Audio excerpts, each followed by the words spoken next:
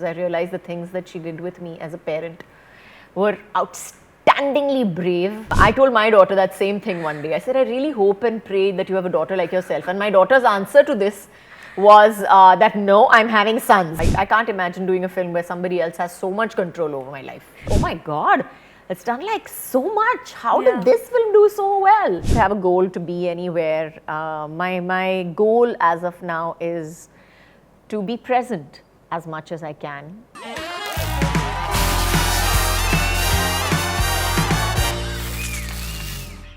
Hello everyone, this is Aina and welcome to Instant Bollywood. I'm with someone who is so naturally talented in whatever she does and I am literally her biggest fan. I've grown up watching her films. Joining me in a conversation is Kajol. Welcome to Instant Bollywood. Thank you. It's such a pleasure talking to you. I recently saw Last Stories and I have to congratulate you on that. Thank you so much. When I was watching with 4 or 5 people and when we all saw the climax, we were like, oh my God, this is so sad. And at the same time, the most beautiful part about it, and I've seen in your recent interview, you said that jahan pe dialogue nahi hota, but it's a lot of expression, and I think that's what your recent film talks about. Thank you so much. I want to speak about Nysa. When I see her, she's very relatable in the sense like she's a multitasker, and at the same time we see our moms do that, you do that.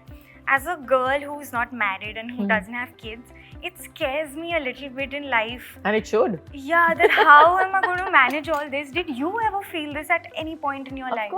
Of course. And I think that's the great thing about Nysa's character is that she feels she has everything so well put together, and when everything crumbles, she has to look at life again and see that what she thought was all perfect and fabulous was actually not perfect and fabulous.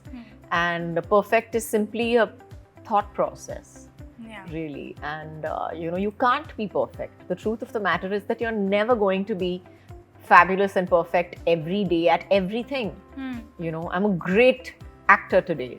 And I'm not such a great mom or not such a great wife today. Tomorrow I'm going to be a great wife, and the day after that I'm going to be a great mom, and the day after that again I'm going to be a fabulous person maybe. So it's really that. And what is we can never live up to. For one, mothers are fabulous at making it look so very, very easy. They never tell you what they're going through, and they never tell you how hard it was to do what they did. Like, I look at my own childhood today and I think that, oh my God, I had such a wonderful childhood, and never at once did I think what it cost my mother to give me that childhood and to make it so easy and wonderful and fabulous for me. But now as a parent, I realize that I respect her even more every day, that since I've had my daughter, I respect her more and more every day, because I realize the things that she did with me as a parent were outstandingly brave and cool and so very forward thinking, coming from the society and the time that she did. And I commend her, and I hope that I'm at least half as brave as her. Maybe not as brave as her, but at least half as brave. I think I'll have done a fabulous job. Moms say, जब तुम माँ बनोगी ना तब पता चलेगा. When my mom tells me if I'm throwing a fit or a tantrum or not listening to her, it's always so. Did that life come full circle? Definitely. I think my mother was one of those people who says, I really hope and pray that you have a daughter like yourself. And I told my daughter that same thing one day. I said, I really hope and pray that you have a daughter like yourself. And my daughter's answer to this was that no, I'm having sons. Because I don't think I can handle a daughter like me. I was like, well, now you know, Nysa, now you know. That's actually a very brilliant answer. My next question to you is, when you made your choices back in the day earlier, what was your thought process and how different is it now, considering how much the industry has changed? Has your thought process changed with the way you're taking projects? My thought process is this, the base of it is the same, because I will do only films that I absolutely love the script of. The writing has to be something that I'm interested in, that I feel that I can work with, that I feel that I can build up on. But yes, the kind of characters that I want to do today are definitely, the kind of films that I want to do today are definitely different from at that time because Yeah. I feel like I need to do better. I've been there, done that, done the whole, ditzy bit where I had no control over my life. And, Bauji was doing all the controlling bit of my life. Yeah, but we love that. And and absolutely. And Yeah. for that time and space, it was great. But no, I can't imagine doing a film where somebody else has so much control over my life. But anymore. as audience, I feel like right now Tum Kya Mile is trending, and we all miss you and Shah Rukh sir in it. It was trending all over the internet. What do you have to say? Do you miss wearing your chiffon sarees and doing a Suraj Muh Hua? I don't miss the chiffon sarees at all. I have to say, I don't. I'd like to wear them in warmer weather, maybe. Yeah. And do it in warmer weather, not so cold. But yeah, I think they're beautiful, and yeah, I'd love to do a song with Shah Rukh for sure. But do you miss the entire love story bit? Because you said you want to do a comedy film. I definitely want to do a love story as well. Those two are on my list. I have to find a good one though, and I have to find one that suits my thought process again, like it is today. But yes, I'd love to do another love story. I'd love to do a beautiful love story. I would. What do you have to say about the comedy films that are coming now? Is there something in the recent times that you watch and you feel like, ye karna hai mujhe? Because this is the kind of film I have been missing. I haven't really seen anything like that. I really haven't seen anything like that. But yeah, I definitely want to do comedy. No two ways about it. But I think I'm just gonna have to wait till somebody comes up to me with something interestingly written, because it has to be intelligent. Yeah. I don't think I can do a comedy where it's all about falling down a set of stairs or somebody else jumping out of a window. It's just I think I need a little more than that maybe. And you said acting is your play date time. You really enjoy it. Is there some kind of prep that goes behind, especially when you're doing a role like Nayanika, which is so intense, nuanced, complex? What goes behind the prep, or are you a spontaneous actor on the set? I'm pretty much a spontaneous actor. But the prep for Nayanika, I think 90% of it was done by Suparna already beforehand. Suparna and his team had already, kind of written the whole nuances down pretty much for me, as far as the character is concerned, as far as, what she says, what she does.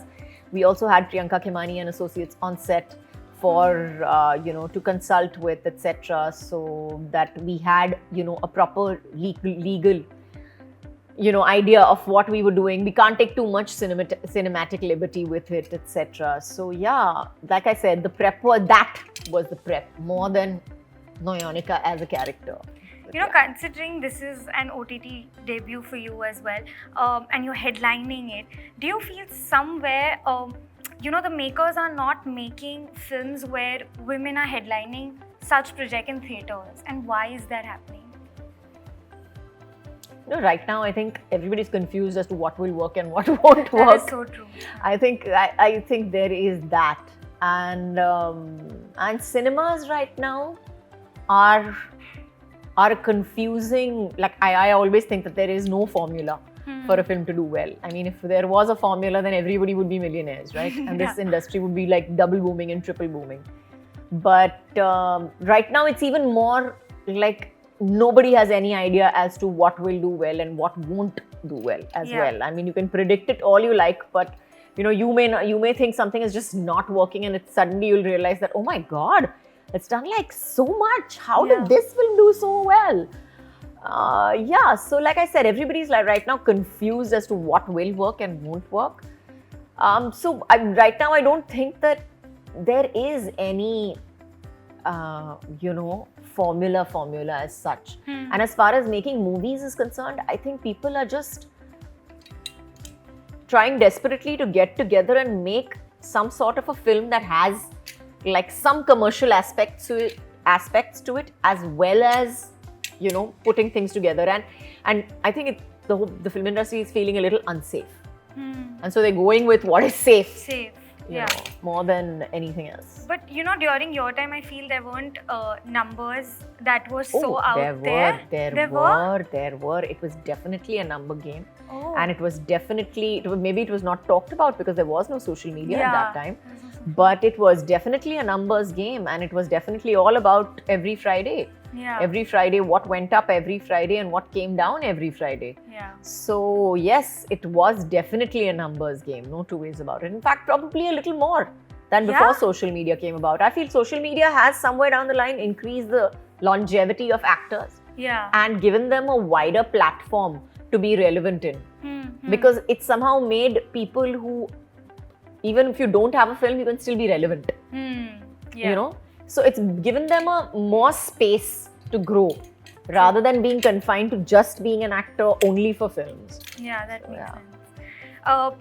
You know, Ajay sir has been directing recently. Do you have any plans to, No. explore any other space besides acting? No. No? No. In the crochet space, probably? Crochet space, probably, yes. Yeah. I'm creating every day in that space. And reading. And reading, yes. No, I don't want to direct. I think directing or producing, for that matter, takes a certain amount of energy and it takes a temperament. I think to be a director, you need to have a certain temperament. You need to want to tell that story so very, very badly that you will, take the hassle of, developing an ulcer by the end of the film. But yeah, you'll still go ahead and do it. Yeah. Just for the sake of creativity. So no, I don't have any burning desire as of now to be a director or a producer. You know, when I see you personally, I feel like, honestly, the word is so chill. In the sense, like, even when we saw your episode on Coffee with Karan, you still bargain. You do the most simplest things, what a common man does. Do you have any ambitions from now onwards? Like, what is your dream, considering where you are at now in your life? Wow. My dream. I don't have a dream per se, and that way you would say I'm ambitionless.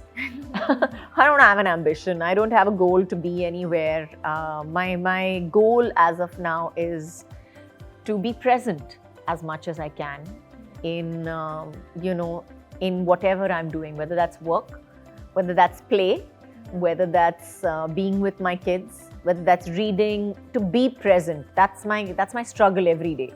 To be present in wherever I am, and most of the time it's quite easy. It's not that difficult for me, at least. And lastly, we've been seeing Nysa on social media in the past. Does she have any plans? Because we already see people are loving her over the internet. I love her, so I think the internet has great taste. And she's mine. So yeah, as of now, she has no plans to join the film industry. But when and if she does, I will definitely tell you. Okay. We're looking forward for that and we're curious to that. Thank you so much for chatting with us. Not all my pleasure. And wish you all the very best for trial. Thank you. Thank you. If you like this video, like, share and subscribe to Instant Bollywood.